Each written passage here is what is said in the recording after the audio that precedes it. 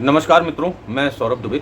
Banaras Hindu university BHU, जिसका निर्माण एक ब्राह्मण ने किया था, एक पंडित ने किया था, आज उस विश्वविद्यालय में कुछ नीली प्रजाति के लोग और कुछ वामपंथी लोग शीर्ष पर बैठ करके ब्राह्मणों का निरंतर अपमान कर रहे हैं।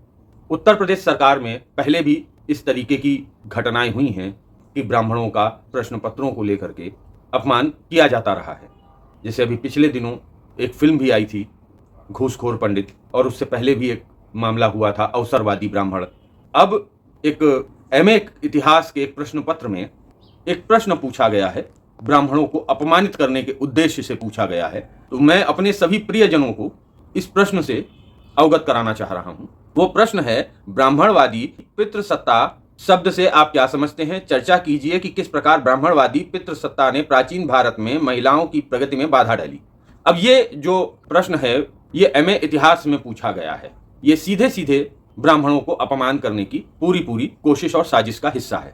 परंतु अपने तरीके से मैनिपुलेट करके पितृसत्तात्मक सत्ता की व्याख्या करना और अपने तरीके से और अपनी सुविधा के अनुसार पितृसत्तात्मक सत्ता की व्याख्या का प्रयोग करके ब्राह्मण वर्ग को अपमानित करना, ये किसके इशारे पर चल रहा है, ये समझना पड़ेगा। परंतु मैं एक बात यहां स्पष्ट कर देना चाहता हूं कि जो मेरी व्याख्या है पितृसत्तात्मक सत्ता की, वो ये है कि पिता का ज्ञान, पिता का वैभव, पिता की परंपरा लेकर के संतान आगे बढ़ती है। ब्राह्मणवादी पितृसत्तात्मक सत्ता है, उसमें पिता के कुल का संस्कार, चाहे वो लड़का हो या लड़की, उसमें जाते हैं। ब्राह्मणवादी पितृसत्तात्मक सत्ता वो है जो समलैंगिकता को नकारती है। जानवर भी ऐसा नहीं करते। जो आज कानून बना करके थोपा गया है समलैंगिकता को और उसे कानूनन सही बताया गया है, इस चीज को कितनी बड़ी मानसिक विकृति है। लिव इन रिलेशनशिप, विवाह जैसी संस्था बनाई गई, ब्राह्मण पितृसत्तात्मक सत्ता के जरिए विवाह जैसी संस्था बनाई गई कि समाज में अनार्की न फैले, समाज में व्यभिचार न फैले, उसके लिए पितृसत्तात्मक सत्ता का विकास किया गया, ब्राह्मणवादी पितृसत्तात्मक सत्ता का।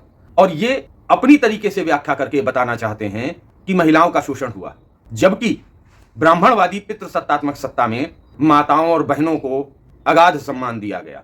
यह ब्राह्मणवादी पितृसत्तात्मक सत्ता का ही आदेश था कि यदि पति न रह जाए तो उसका भरण पोषण भाई करेगा, माता की सेवा अंतिम सांस तक संतान करेगी। यह ब्राह्मणवादी पितृसत्ता का ही आदेश था। तो जहां सेवा है, जहां प्रेम है, जहां करुणा है, जहां समाज का एक बंधन है, वहां पर हमें ब्राह्मणवादी पितृसत्तात्मक सत्ता दिखाई देती है। यदि समाज में उस ब्राह्मणवादी पितृसत्तात्मक सत्ता की स्थापना न की गई होती, तो मैं अपने प्रिय बंधुजनों से पूछना चाहता हूं कि क्या समाज में व्यभिचार नहीं फैलता, अनाचार नहीं फैलता, दुराचार नहीं फैलता? अपने तरीके से गलत व्याख्या करके ब्राह्मणों को नीचा दिखाने का प्रयत्न किया जा रहा है, जबकि यह सर्वथा अनुचित है। धन्यवाद।